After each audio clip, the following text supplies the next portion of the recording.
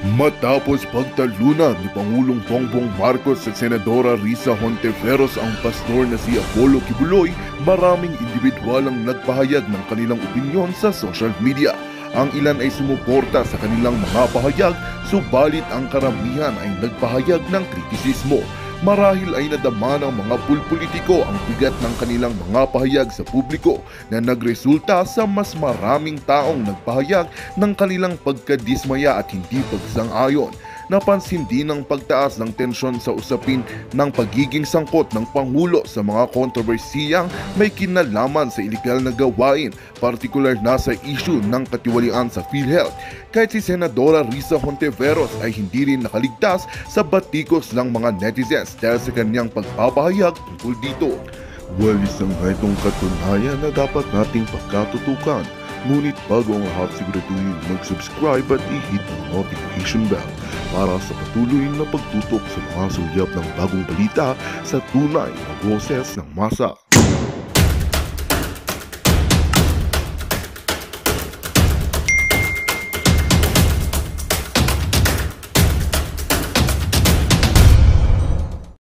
At dapat kayo talagang ipagdasal lahat ng mga nandoon. Kasi by watching it, kakapanood ko lang mga palangga, magkaiba tayo ng time zone, pero yung puso ko kinukurot, even doon sa mga speakers, napakahaba lang. Pero kinignan ko lang ang inyong mga ginagawa doon, and I'm so happy na ang dami talagang gustong matapos na ang kababuyan ni Kuting. Mga kababayan, bago ko tuloy-tuloy ang ating pinag-usapan, Nobyembre pa lang, sinout out ko na si Pastor Kibuloy na ang sabi ko, Oplan itutumba. Ngayon sa mga kababayan ko, ito, natin, okay? Ipapaalala natin sa inyo, Nobyembre pa lang po, alam ko na, hindi dahil may bolang kristal ako. Kundi meron tayong mga puting anghel, puting ahas na nakapaligid sa mga demonyo, sa Malacanang, kay Lisa Smugs, kay Kuting, kay Remulla, na talagang tutuluyan nila si Pastor Kibuloy, at hindi lang siya. Ako, si Pangulong Duterte, lahat ng magkikriticize. Balikan po natin ang vlog ko noong November 18 kung saan shinout out natin si Pastor Kibuloy. Ito na. Okay. Ngayon, mga kababayan, ang dami ng mga cases like na sa katulad ng paghalungkat ng mga kaso, katulad kay GMA, mga nakalipas na 10 years, 15 years, na hindi naman nagpo-prosper. So, ito ay what? Talagang haharasin nila, itutumba nila talaga yung mga kalaban nila, mga palangga. Itutumba nila ang mga kalaban nila, literal. Kung ano man ang pwede nilang gawin. Kasi, sabi ko nga, noon ko pa sinasabi sa inyo na si Lisa ay lahat ng mga kritiko niya, lahat ng mga taong hindi umaayon sa kajejemonyohan niya ay tatamnan ng kaso o kung walang makitang kaso, walang conflict of interest, chucho, yung mga nakaupo na dyan, ay hahanapan nila ng kaso at talaga tatamnan para matumba nga nila. They're not gonna win, mga palangga. Hindi sila mananalo dito. So ano mangyayari? Maraming madadamay dito. At sa mga meeting nila, nakarating sa atin, shout out kay Pastor Kibuloy, okay, ng SMNI. Okay? Kasi may plano si Remulla, si Bonjing sa utos ni Tambaluslos, ni Kuting, at ni Lisa. Tignan mo kung gaano kahayop itong mga to. May utos pa laban kay Kibuloy. Okay? Uutusan na ipapadismiss ni Bonjing Remulla ang kaso ni Kibuloy na naka-file dyan sa Davao City para maging eligible na ang gagawing request ng Amerika, US, ng FBI para sa extradition para kay Kibuloy. Right? Yan po ang napagmimitingan nila. Kaya inuuna na natin, SMNI, eto at tatanggalan kayo ng platform. Yan ang mga susunod ninyo. Paano tatanggalan ng platform mamaya? Dahil nga, si Pangulong Duterte, yung boses na lang niya ay nai-air dyan sa SMNI. So, itutumba lahat. Kasama tayo dito, pati mga vloggers, sa napagmitingan nila. Sinishare ko lang po lahat sa inyo. So ngayon, ipapadismiss kay Bonjing Remulla yung case. Ipapadismiss, okay? Okay, Ang mga kaso ni kababayan. Kibuloy. Gusto ko lang ipakita sa inyo kung Ngayon, anong yun nga, yan. sabi ko nga, para magkaroon na ng Anong date? makapag-request na. November. Okay? Ang matuloy-tuloy na Okay. yung request ng US, November ng 18, FBI. di ba nakita niyo? Kasi, Ayan o. ayon sa November 18, napagmitingan nakita nila ba yan doon, in dahil nga sa ilalim ng ating November batas, 18. hindi Stop sharing. pwede. natin to. Okay. Mga kapalanda. Oh, wait. Okay. So, narinig ninyo. Okay, ulitin ko na lang iba ko sinabi. That was November 18, mga kababayan. November 18, na shinout out ko, November 18 of last year, na hindi pa nasususpend ang SMNI dahil ginipit nila ng kuting na yan ng hayop na yan. Kaya ang nangyayari ngayon, mga kababayan, binanggit ko ang pangalang Remulla dyan. O, nagkamali ba ako? Nagkamali ba ako na kahit yung hayop na Remulla na yan, na nakaratay ng 2 buwan o halos 3 buwan, gumagawa pa rin ng kabalbalan. That was November 18, nung sinabi ko sinout out ko si Pastor, natutuluyan siya, tutuluyan kami. Hindi pa rin po dyan nababagsak ang 2 Facebook account ko. Kasi pinabagsak nila o tinumba ng mga buwaka ng ina noong December. Yung Maharlika, December 27 yata of 2023. Then the next, after few days, yung isa naman. But again, mga kababayan, yaan ay hindi yan bolang kristal. Dahil meron tayong mga concerned, na kababayan, na mga workers, nandiyan pa rin sa loob ng Malacanang o sa gobyerno na hindi sila sang-ayon sa ginagawa ng pangbababoy nitong gobyernong ito. So ano ngayon? 'Di ba? Nakita nyo naman, nag-speech na nagsalta na diyan si Pastor Kibuloy. Then nakita nyo din naman yung narinig nyo yung mga kinaray-karay na mga witnesses diyan sa Senado ni Risa Virus, okay? Ni Risa Hontivirus. Then lumabas na rin yung mga nagpapatotoo na naging kasamahan nitong mga fake o mga witness na gumawa ng kwento laban kay Pastor Kibuloy na pinasinungalingan nila na gawa-gawa lang. Okay. Siyempre, dapat balansehin natin. Okay? Maniniwala ba tayo doon sa witness na ginawa ay na kinaray-karay nila? O maniwala tayo doon sa mga nagsabi na nagpatotoo na mga kasamahan nila sa trabaho na hindi totoo yan dahil kami dito matagal na kay pastor, So may parehong, actually mayroon silang parehong kwento, may pareho silang side na pinanindigan. Pero doon ba dapat nagtatapos ang ginawa sa Senado na paniniwalaan yung mga buwakan ng inang ito? Kung matino ang gobyerno natin, kung matino yung Senado na yan, dapat ipatawag din nila, di ba kasi gusto nila magkorte-kortehan dyan ipatawag din nila yung mga nagpatotoo, okay, o nagsabi against dun sa kanilang witness. Kasi kung meron tayong balancing pagdinig. Kaso the intention is really not para maging balanse o maging patas. The intention, sinabi ko na sa inyo, November 18, shout out Pastor Kibuloy. Ikaw na isusunod. Tayo, kasama nga ako, ipatutumba tayo. Tatanggalan kayo ng platform. Ako ba'y nagkamali? Hindi. Diba? Nagkamali ba yung information natin? Verana Studio, thank you. Nagkamali ba ang ating informasyon? Hindi. Ngayon, okay? Dahil nga sa sa buwatan ni Lisa Smag sa lahat ng mga demonyo, ni Lisa Marcos Ahas, Lisa Araneta Ahas, ni Kuting, dahil sila ay likas na traidor, mga buwakan ng ina. Okay? So, even though, itong kasong particularly na binalita nila ngayon, na didismiss ng piskalya dyan sa Davao, dun sa, ito, basahin muna natin itong balita nila. Okay? Here. Ito muna. March 3 dyan, yung date nito. Una. Mas rally namang, iba pala dyan. Hindi yan. Okay. Sorry mga palangga. Tingnan natin tong na to. Okay. Ito, Kibuloy. Ito. March 4. Okay. Pastor Kibuloy, kakasuhan ng child abuse, qualified trafficking, ayon kay Remulla. Okay? Pero yung mga putang inang ito, mga sangkot sa Okada, sa lahat ng pagdanakaw, lahat ng pandorobo, tangina, buhay pa yung mga hayop na yan. Pero wawakasan natin silang lahat. sa tulong ng mga religious group at lahat ng mga Pilipinong sukang-suka na sa kadyutahan nila. O sabi ng balita nila dito, ipinahayag ni naghihingalo na Remulla, okay, nasasampahan ng kasong child abuse at qualified trafficking si Kingdom of Jesus Christ leader Apollo Kibuloy. Ayon kay Remulla nitong Lunes, ngayong araw dyan, may kinalaman ang naturang mga kaso sa umano'y krimeng ginawa ni Kibuloy noong 2011 laban sa isang 17 years old pa lamang na babae noong panahon na iyon.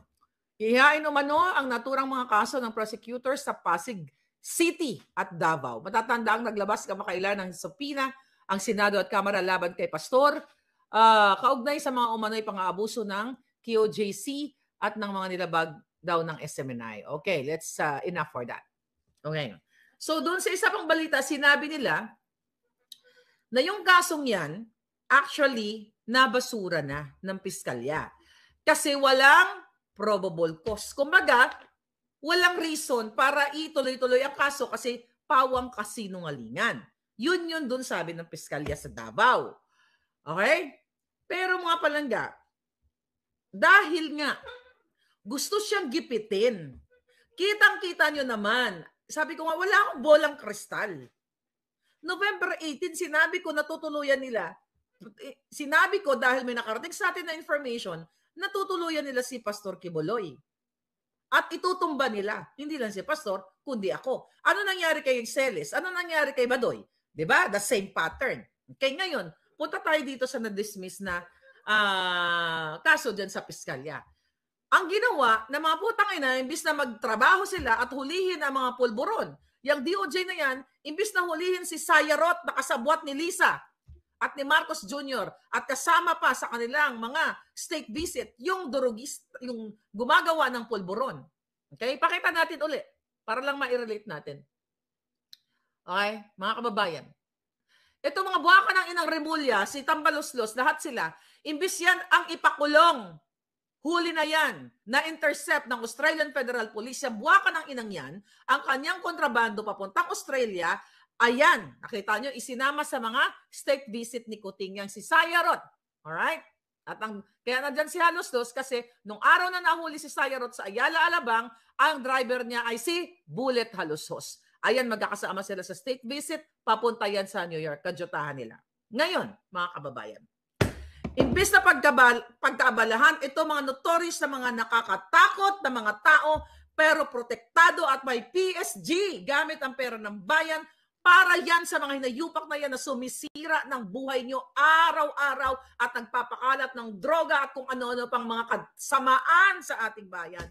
Pero ang ginawa ni Remulla ay kinausap itong biktima daw para tuluyan siya ng DOJ para nga kakasuhan si Pastor Kibuloy. Ang sabi nga doon sa balita sa UNTV na babaliktarin ang desisyon ng piskalya. The word babaliktarin, ibig sabihin yung tama, yung katotohanan ay babaliktarin sa kademonyohan. Sabi ko nga mga kababayan, si Pastor Kibuloy, kung talagang siya ay may pagkakamali, kung siya talagang may kasalanan sa lahat ng mga yan, bakit kailangan dukutin o kuwain ang putang inang Remulla kasi buwat si Lisa, kasabwat si Marcos Jr. Dahil nagsalita na si Marcos Jr. yan, di ba? Nung unang pumunta siya sa Australia, nandiyan doon sila ngayon, di ba?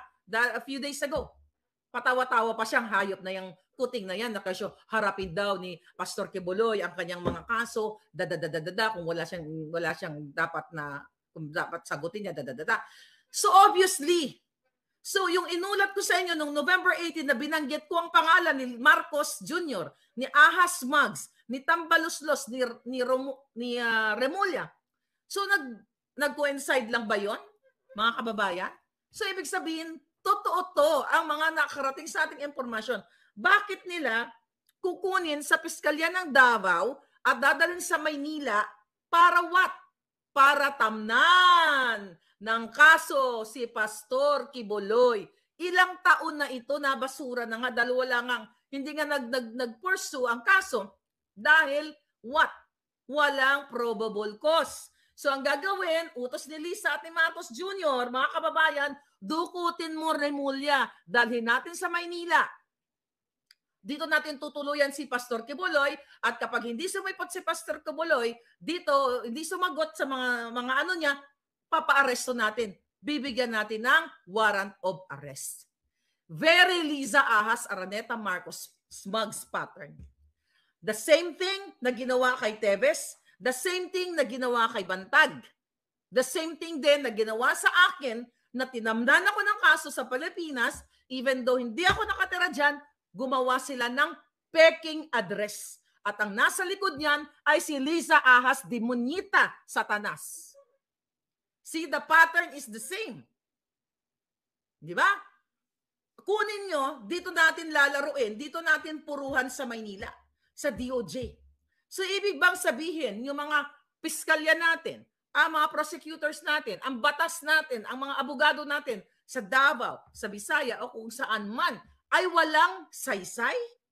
Ibig sabihin wala silang alam? Ibig sabihin mga syongabel sila kasi yung kaso na idinulog nitong babaeng ito na inaakusan si Pastor Kibuloy ay walang probable cause. So, kailangan dalhin muna sa DOJ. Okay? Dahil lulutuin nila yung kaso o tatamnan nila kasi walang silbi ang mga taga Davao na ang mga abogado, walang o mga pulis, walang silbi ang mga taga mga Bisaya kunyari. Dahil kailangan dalhin sa Maynila. So obviously mga kababayan, ito ay pagtatanim, panggigipit, pang-aabuso, pagsasalaula sa ating bayan na wala silang respeto doon sa mga piskalya, sa mga prosecutor, o doon sa Davao, kasi nga, o sa iba pang mga lugar, kasi gusto nilang bitbitin, kasi magaling magtanim ang mga putang inang to. Magaling manggipit. Kung magaling sila magnakaw sa kaba ng bayan, every single day, lahat tatamnan tayo ng kaso, kasi para hindi na tayo magsalita at matakot tayo. Dahil ito po ang gagawin nila. Dahil kung ikaw ay ordinaryong citizen, wala kang pera, wala kang pangkain, ni bigas wala kang pambili. Pag tinamnan ka, nilisa ng kaso, kakabahan ka nga naman dahil wala kang abogado. Ni pangkain nga wala ka. So ito yung intention nila. At ito din ang ginagawa ng mga demonyong ito sa akin kahit dito sa Amerika. Pero mga kababayan, lalabanan ko sila lang. Hanggang huling patak ng dugo ko, putang ina niyong lahat, Lisa Marcos. Buha ka ng ina ninyo. Yung paggigipit nyo kay Pastor Kibuloy, ang paggigipit nyo kay Bantag, kay Teves, sa akin, kay General Macanas, ay panggigipit sa sambayan ng Pilipino, mga jutang na kayo. Kaya kayong mga religious group, religious leaders, kayong lahat ng mga Pilipino, umaksyon na kayo bago pa malubog ang bansang Pilipinas sa mga demonyong pulburonik na katulad ni Kuting. Kita nyo? Narinig nyo, di ba? Ang ginagawa, yes, para matakpan itong ating pinag-uusapan, nagbabayad pa ng trolls gamit ang pera ng bayan. Bakit? Para mangibabaw ang kademonyuhan, ang kasamaan ng mga buwaka ng inang ito. Kumilos na kayo bago mahuli ang lahat. Dahil habang si Kuting ay nasa Australia, nagpanggap-panggap doon, nagsalita ng walang kabuluhan.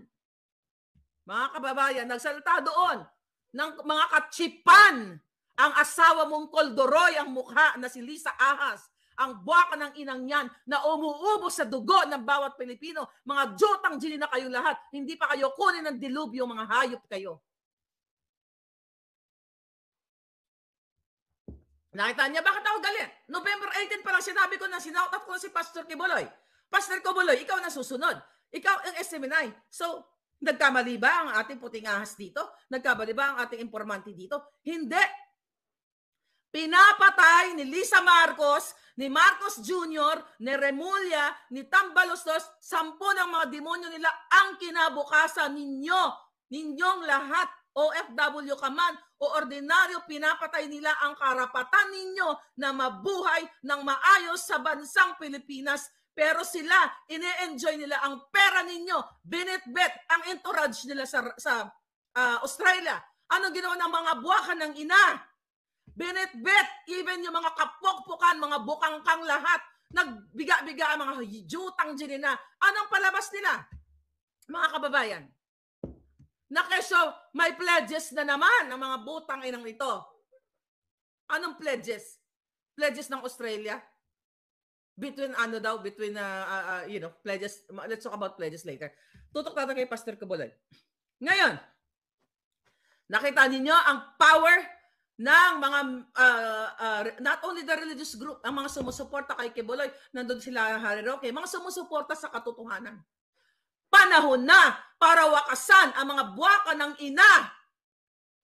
Kayong mga military, men and women in uniform, sa likod ni Lisa na nakikita niyong binababoy ang Pilipinas, pero nakatingala pa rin kayo? Ano kayo?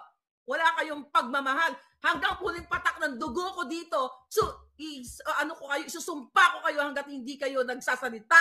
Nakikita niyo naman ang adictus benedictus na si Marcos Jr. na adictus nga. Pababayaan nyo na lang, binababoy na, ninanakaw na nila lahat, pati kinabukasan, karapatan ng taong bayan.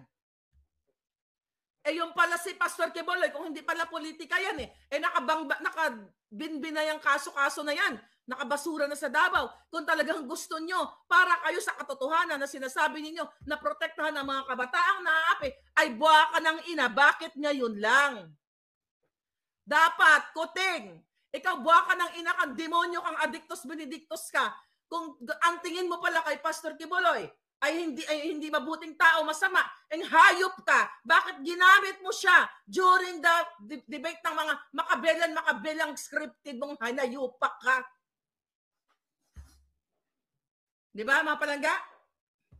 Bakit ginamit si Pastor Kibuloy? Walang gustong mag-accommodate kay buwaka ng inang Marcos Jr. na bangag noon, hanggang ngayon bangag.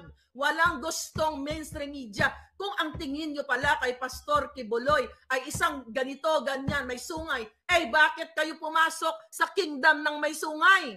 At ginamit nyo yung tao para sa pansarili ninyo, pambubudol. Wala pa kayong bayad doon. Dahil pinakiusap ni Sarah, di ba alam niyo yan, pinakiusap ni Inday Sarah, na accommodate kang putang ina kang Marcos Jr. ka. Hayop ka. Ngayon, nagsalita sila doon sa Australia, mga palangga. Mga kasinungalingan na naman. Demonyo ka, Marcos Jr. Wawakasan ka ng taong bayan. Believe me, hindi mo matatapos ang termino mo. Anong plano ni Pastor Kibuloy? Anong plano? Sa nakikita ko, ang plano ni Pastor Kibuloy ay ilabas ang katotohanan sa pamamagitan ng mga taong nagsasalita, mga taong supporters, hindi lang supporters ng pangkalahatan. Mga kababayan, sa dami po na mga reklamo sa akin o mga expose ng mga iba't ibang ahensya ng gobyerno, mapagsimula sa DFA, sa Bureau of Customs, sa lahat. Hindi ko kayang i-accommodate lahat ng problema, pero I'll try my best na i-share sa inyo lahat. Ang dami-dami na pong nagme-message sa akin na mga taong gobyerno mismo na sukang-suka na sila dito sa demonyong Marcos Jr. na ito. Yan ang katotohanan, mga kababayan. Sukang-suka na sila. Ngayon, anong sinasabi dito? Bakit nila gustong ilipat si Pastor Kibuloy ilipat yung kanyang kaso sa Maynila kahit na nabasura na sa Davao? Kasi mga palangga, okay? Dahil hindi pa daw nag-i-issue ng extradition ang Amerika. Inip na ang mga putang ina kasi 'di ba gusto nilang i-turn over si Pastor sa Amerika. Di ba sinagot din niya ni Pastor Kibuloy na nag-iintay siya sa hearing, na-suspend, di ba? Nag-aantay siya at sasagutin niya.